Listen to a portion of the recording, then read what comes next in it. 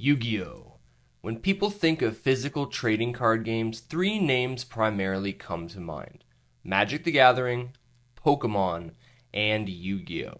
It's a titan of the card game landscape and has been for over 20 years. I remember the first time I ever encountered Yu-Gi-Oh! I was on the playground of St. Daniel's Catholic School.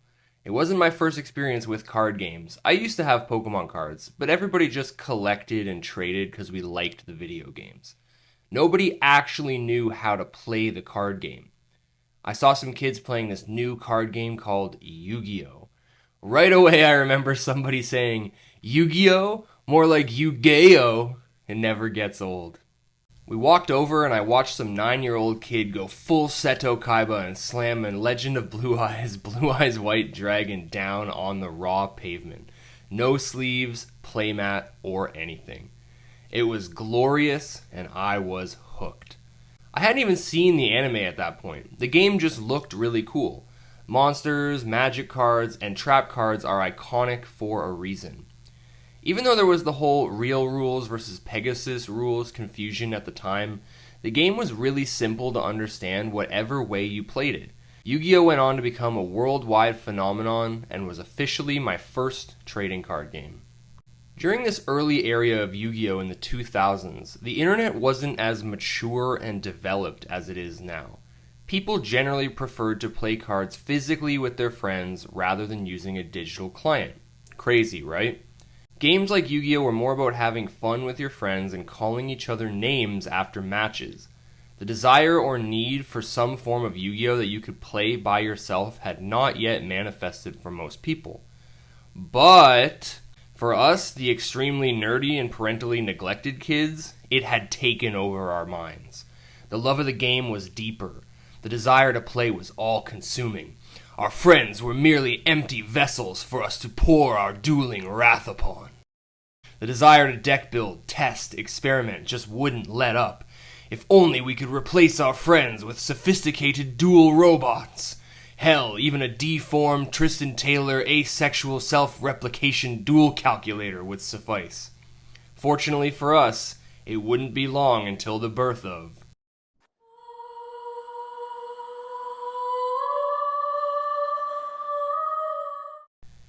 Act 1. The Good Old Days. When I was a teenager, I would play Magic the Gathering against myself. Like, I would actually shuffle up 2 decks and play a game against myself playing both sides. I would even do tournaments to see which of my decks was best. The Dynasty of the Kamigawa Rat deck, you will never be forgotten. During these games, you would try to pretend you didn't know what cards your opponent had, but sometimes it would just get too complicated and situations would have to be resolved by bias or by dice roll. For the longest time during my early Magic career, I found myself wishing that there was some sort of computer or console game for me to play instead. Now, if you were a Yu-Gi-Oh! Fan in the early 2000s, this was not an issue you had to deal with. In this era, the majority of players weren't looking for a premier digital product for competitive dueling. We couldn't even conceive of that yet. Cell phones hadn't yet rose to the levels of mainstream adoption we see today, and cell phone gaming was pretty much a novelty. Most players just wanted a supplemental dueling bot that they could mess around with in their spare time alone. Fortunately, Konami heard our prayers with the first Yu-Gi-Oh! Video games released in North America in 2002. Quick note, I'm only going to be covering the games released in North America. I didn't even know some of these games existed until I started doing research for this video. The first Yu-Gi-Oh! Video games to release in North America were Dark Duel Stories and Forbidden Memories on March 18th and March 20th, 2002 for the Game Boy Color and PlayStation 1 respectively. I'm talking about these two games together since they released so soon after one another, and they are quite similar in their strengths and their shortcomings. I was hyped for Dark Duel Stories and for its special promo Seiryu card. I picked it up as a vacation gift from my parents and spent the whole vacation dueling instead of camping. You'd think they would have learned after the Florida trip with Pokemon Blue. Anyway, these two games came out 2 days apart from each other, so a lot of people, especially kids like me, could only get one. And while the two games are different, they are also similar enough that you weren't missing anything by only playing one of them. Now don't get me wrong, I enjoyed the hell out of Dark Duel Stories, just like many people enjoyed both games back then. Forbidden Memories is still enjoyed today and has a whole speedrunning community around it. The games are fine, and especially for back then when these were the only Yu-Gi-Oh games on the market.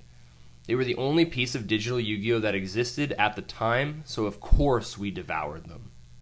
But there's one criticism my friends and I made that would hang over the games to this day.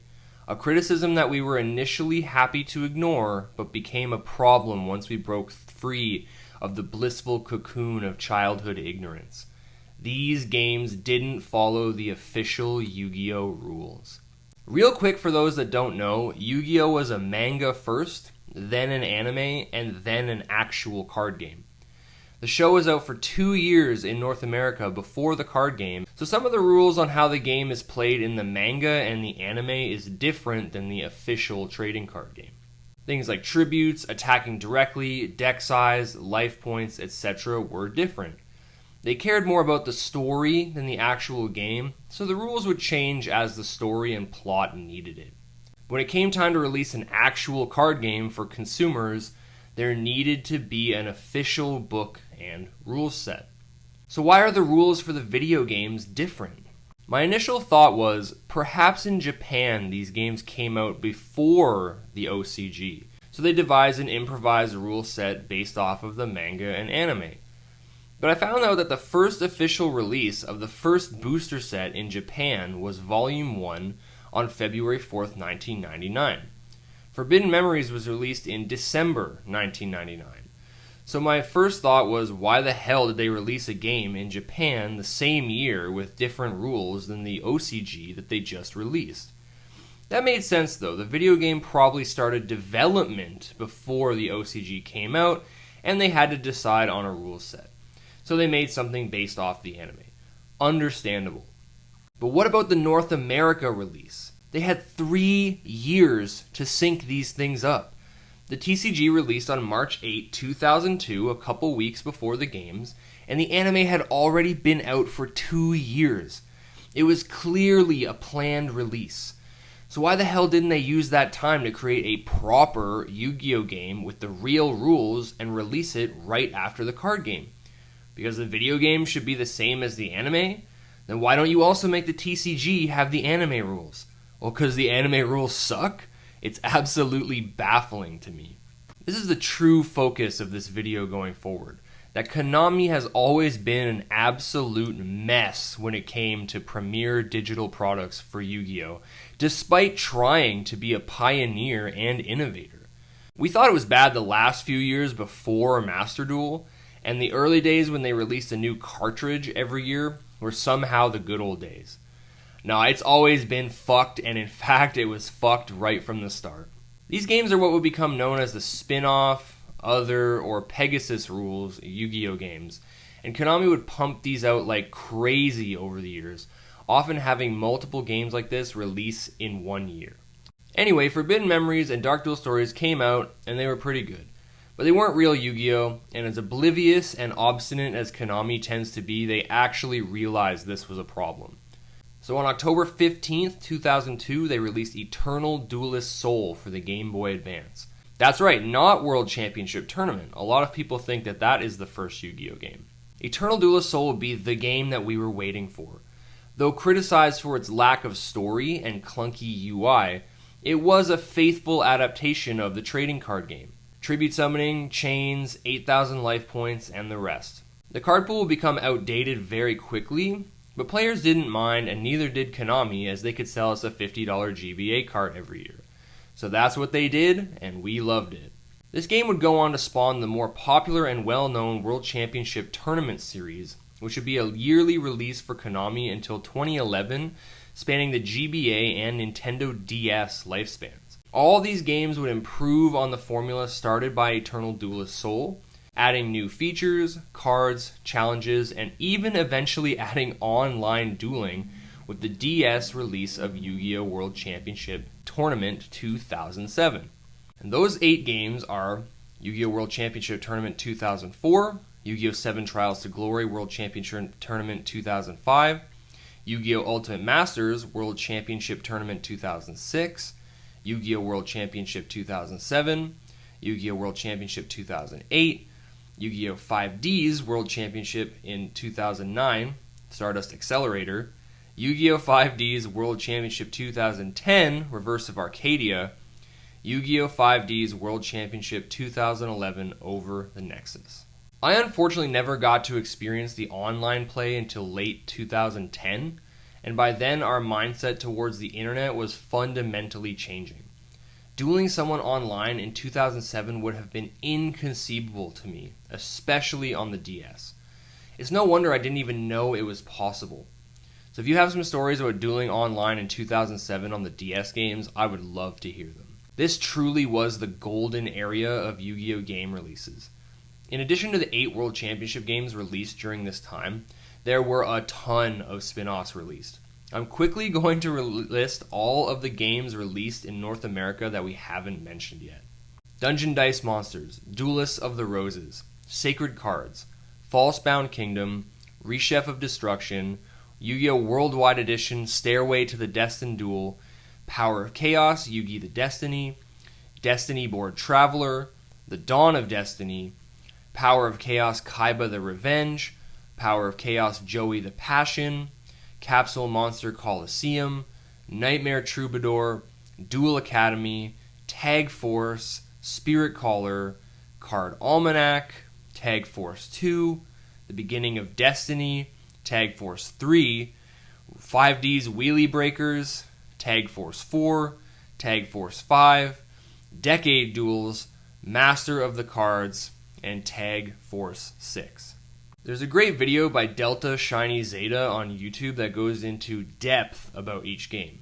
I'm more interested in the journey of Konami and digital Yu-Gi-Oh! As a whole than the details of each game, so if you want a more in-depth video, check that out. Most of these games came out on consoles that were intended to be marketed towards children. And as we all know, Yu-Gi-Oh! Is a children's card game, so not everyone was able to play these games, or they didn't want to have to buy a game console just for one game. The existence of Yu-Gi-Oh! Online and the Power of Chaos series show that there was an attempt by Konami to breach the PC market, but the emergence of third-party duel simulators, hereby referred to as duel sims, as well as the failure of Yu-Gi-Oh! Online, I never even heard of it until now, shows that they definitely missed the mark when it came to Yu-Gi-Oh! On PC. There's another great video by ABrandonToThePast that goes over the history of Yu-Gi-Oh! Online more in depth. But the important part is this, and remember this for later. Konami did try to be an innovator in the digital space. They were attempting to have a premier digital product for Yu-Gi-Oh! Pretty much since the beginning.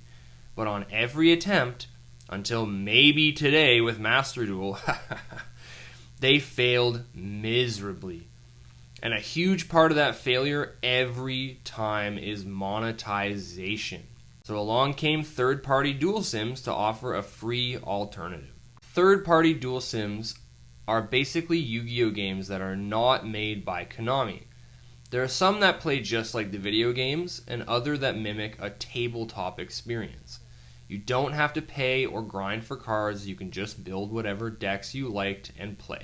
They are not endorsed by Konami, and many would get shut down through cease and desist letters throughout the years.